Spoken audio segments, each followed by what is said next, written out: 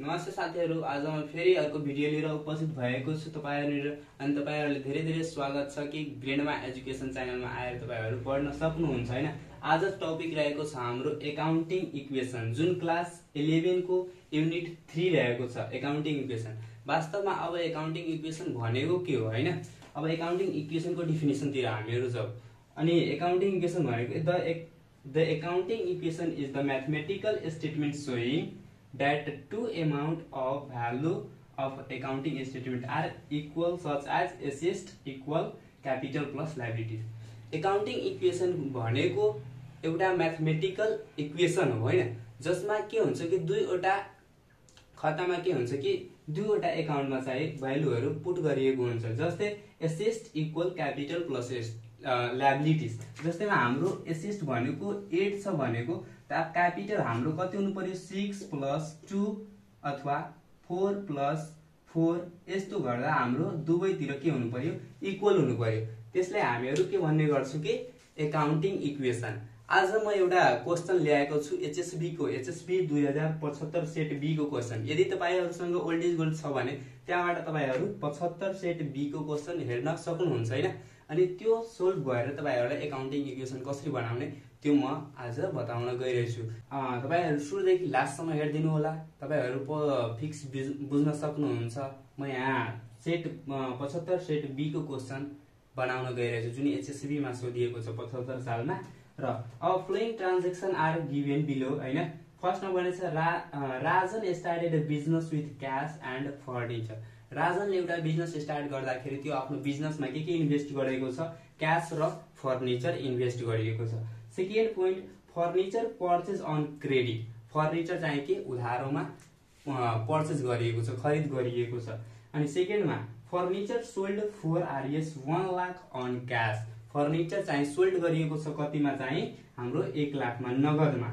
ल अब लास्ट जुन हाम्रो पोइन्ट रहेछ भनेछ paid rent RS 20,000 including advance rent 5,000। भन्नुपर्दा रेन्ट पेड गर्दाखेरि हाम्रो के हुन्छ कि 20,000 रेन्ट तिर्नु पर्नेमा इन्क्लुडिङ यसैमा चाहिँ हाम्रो के छ समावेश छ एडभान्स रेन्ट। भन्नुपर्दा मान्नु कि हामीहरुलाई ल्यान्डलर्डलाई 20,000 तिर्नु छ रेन्ट हैन। मैले अग्रिम चाहिँ कति दिइहालेको छु 5,000 अगाडि नै दिइहालेको छु। त हामीहरु तिर्ने बेलामा यो 5,000 त लेस गर्नुपर्छ नि। भन्नुपर्दा अहिले हामीहरुलाई 15,000 के गर्नु पर्यो तिर्नु पर्यो। अब तपाईहरु हेर्दै गर्नु होला। अब यसको फर्मेट कस्तो हुन्छ हैन, र यस फर्मेटमा डाटा एन्ट्री कसरी गर्ने त्यो सब चाहिँ तपाईहरुलाई सिकाउने छु हैन। यदि तपाईहरु नयाँ आउनु भएको होला मेरो च्यानलमा भने कृपया सब्स्क्राइब गरिदिनु होला हैन। अनि बेल आइकनलाई पनि बजाइदिनु होला, ताकि मेरो भिडियो जसरी म अपलोड गर्छु तपाईहरुलाई चाँडै जान्छ अनि तपाईहरु हेर्न सक्नुहुन्छ। ल अब गइरहेछ हामीहरु कहाँ डाटा एन्ट्री हैन, फर्मेट निर एकाउन्टिङ इक्वेसनको फर्मेट कस्तो हुन्छ, यसमा यो पोइन्टहरुको डाटा एन्ट्री कसरी गर्ने हैन त्यसको बारेमा। यदि कुनै तपाईहरुलाई बुझ्नमा अप्ठ्यारो हुन्छ भने त्यो कुरा कमेन्ट गरेर सोध्न सक्नुहुन्छ, या कुनै क्वेशन छ भने त्यो पनि कमेन्ट गरेर तपाईहरु सोध्न नबिर्सनु होला।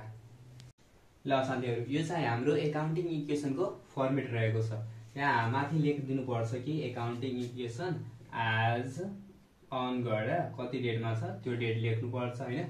अनि सेट 2075 को सेट बी रहेको छ हैन। यदि तपाईहरुसँग ओल्ड इज गोल्ड छ भने तपाईहरु त्यहाँबाट पनि हेर्न सक्नुहुन्छ। अब यो क्वेशनलाई हामी यहाँ डाटा एन्ट्री गर्छु हैन। अब यसमा कसरी डाटा एन्ट्री गर्छु त्यो चाहिँ म तपाईहरुलाई हेराउन गइरहेको छु। फर्स्ट पोइन्ट भनेको हाम्रो आई नम्बर। अब यो फर्मेट चाहिँ भयो हैन। यसमा फर्स्टमा हाम्रो एसएन हुन्छ हैन, त्यसपछि पार्टिकुलर, त्यसपछि एसेट, त्यसपछि इक्वल हैन, क्यापिटल हैन, त्यसपछि प्लस एन्ड लायबिलिटीज।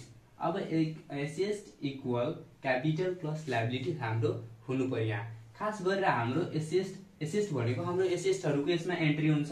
क्यापिटल भनेको हाम्रो पुँजी हैन, जुन पुँजीको हाम्रो बिजनेस स्टार्ट गर्दाखेरि जुन पुँजी हाम्रो लागेको हुन्छ त्यो पुँजीहरुको यहाँ एन्ट्री हुने गर्छ। अनि सम टाइम हैन कहिलेकाहीँ मात्र हाम्रो के हुन्छ कि लायबिलिटीजमा आइटमहरु जाने गर्छ, नत्र भने खास गरेर हाम्रो एसेट नत्र भने क्यापिटलमा आउने गर्छ। कुन बेला हाम्रो लायबिलिटीजमा जान्छ, जुन बेला हामीहरु उधारोमा कुनै सामान हामीहरु परचेज गरेछौं हैन, तिर्न बाँकी हाम्रो दायित्व भयो नि, त्यो कारणले चाहिँ हाम्रो एसेटमा जान्छ।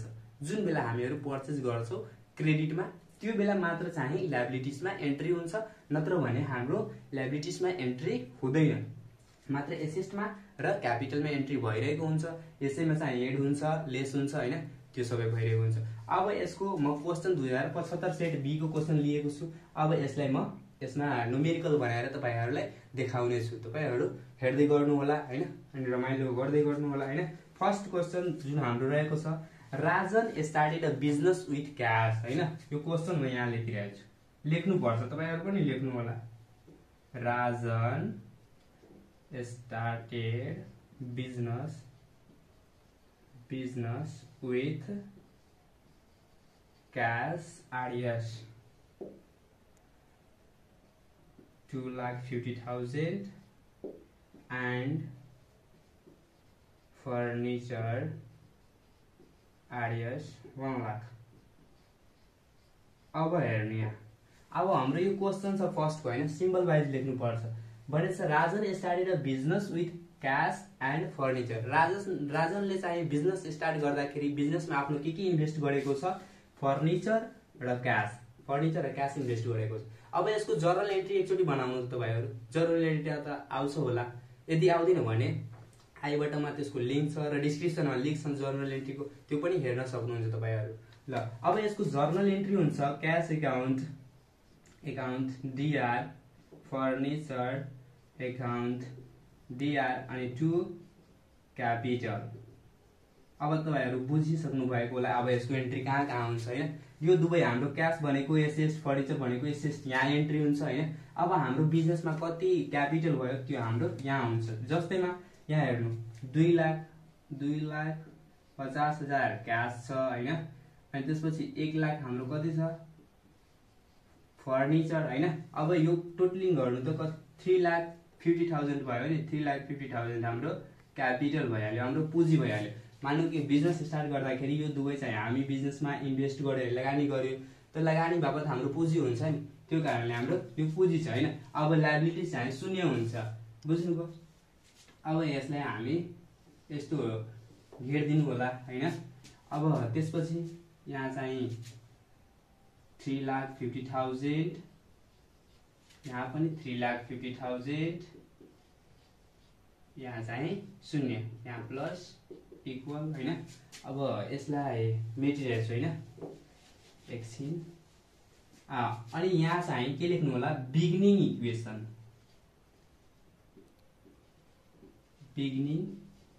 इक्वेसन, यसको अर्थ भयो हाम्रो सुरुको इक्वेसन यो चाहिन्छ।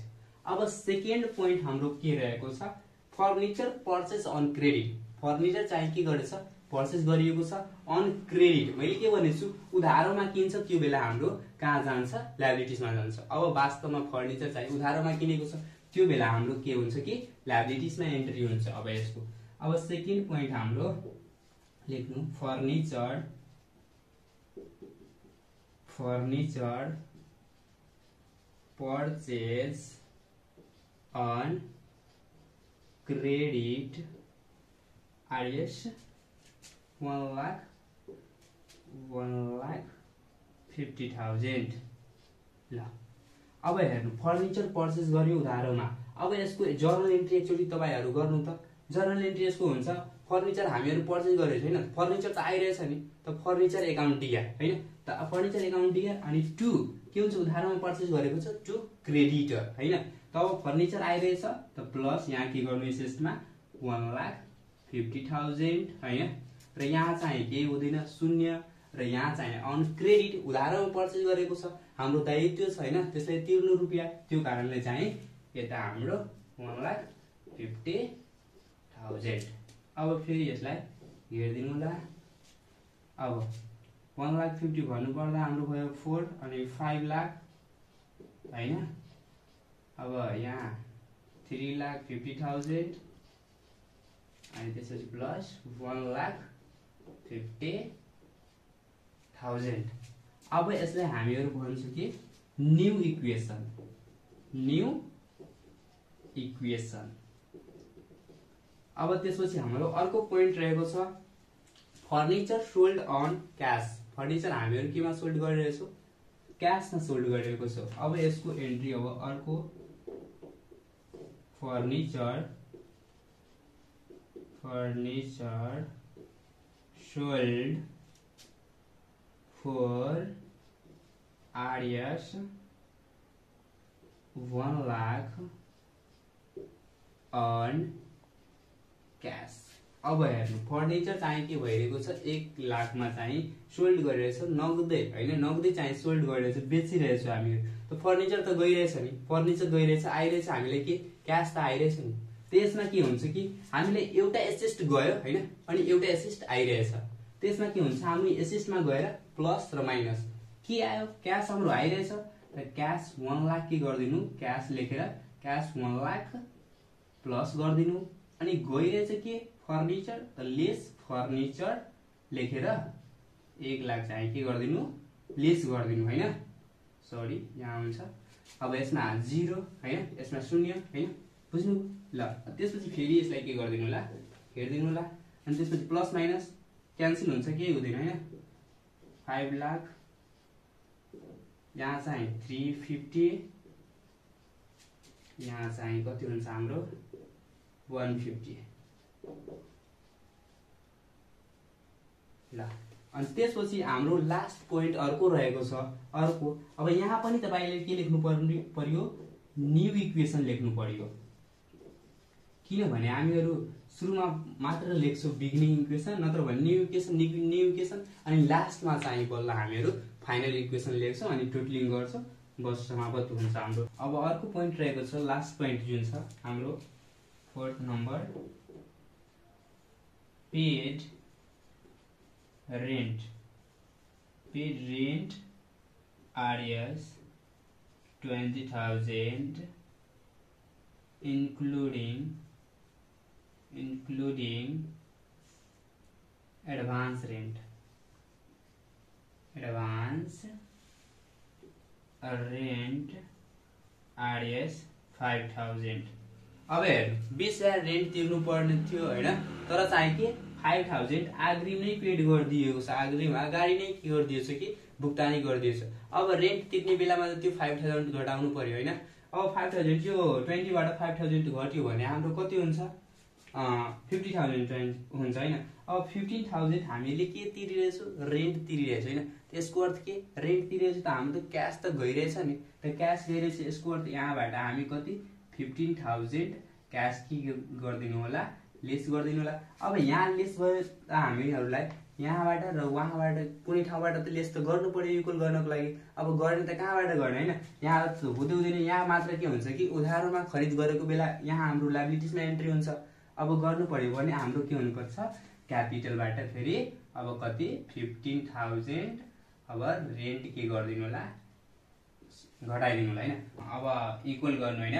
अब इक्वल गर्दाखेरि हामीहरुलाई इक्वल गर्नु अब 5 लाखबाट 50,000 घटाउनु 4,85,000 हैन। अब यहाँ 3,50,000 बाट 15,000 लेस गर्दाखेरि कति भइहाल्छ 3,35,000 हैन। अब यहाँ चाहिँ के लेस भएन भनेको यहाँ शून्य हैन। अब शून्य गर्दाखेरि जतिको त्यतिकै 1,50,000। अब हेर्नु अब यहाँ हाम्रो कति छ यहाँ फाइनल इक्वेसन लेखिदिनु होला फाइनल इक्वेसन हैन। अब 4,85,000 हैन। अब 3 लाख कति भयो 35 अनि यो अब यो दुवैलाई हामी इक्वल गर्दाखेरि 4,85,000 पुग्नु पर्यो हैन। यसको अर्थ हाम्रो एसेस्ट चाहिँ एसेस्ट इक्वल 4,85,000 हैन अनि क्यापिटल इक्वल हाम्रो आन्सर आउनु पर्यो 3,35,000 अनि लायबिलिटीज इक्वल 1,50,000। यो हाम्रो फाइनल इक्वेसन भयो। अब हाम्रो एन्ट्री हुँदैन, यतिकै हाम्रो एकाउन्टिङ इक्वेसन थियो। यदि तपाईहरु नबुझेको खण्डमा के गर्नु होला कि कमेन्ट गर्न नबिर्सनु होला हैन। कहाँ बुझ्न सक्नु भएन त्यो पनि त्यो गर्नु हैन। ल यो अब चाहिँ हाम्रो फाइनल इक्वेसन भयो। अब 4वटा पोइन्ट थियो एन्ट्री भइहाल्यो हैन। अब हामीहरुलाई हेर्नु के छ assets equal capital plus liabilities equal छ कि छैन यो हामीहरुलाई अब फाइन्ड गर्नु छैन। अब हेर्नु त एसेस्ट हाम्रो कति छ एसेस्ट हाम्रो 4,85,000 त छ हैन। अब यहाँ चाहिँ के हुन्छ कि एसेस्ट, अब एसेस्ट इक्वल, एसेस्टको मान हाम्रो 4,85,000 हैन। अब assets equal capital plus liability, capital अनि प्लस के हुन्छ कि लायबिलिटीज, लायबिलिटीज। अब लायबिलिटीजको मान हेर्नु त कति रहेछ 1,50,000 हैन।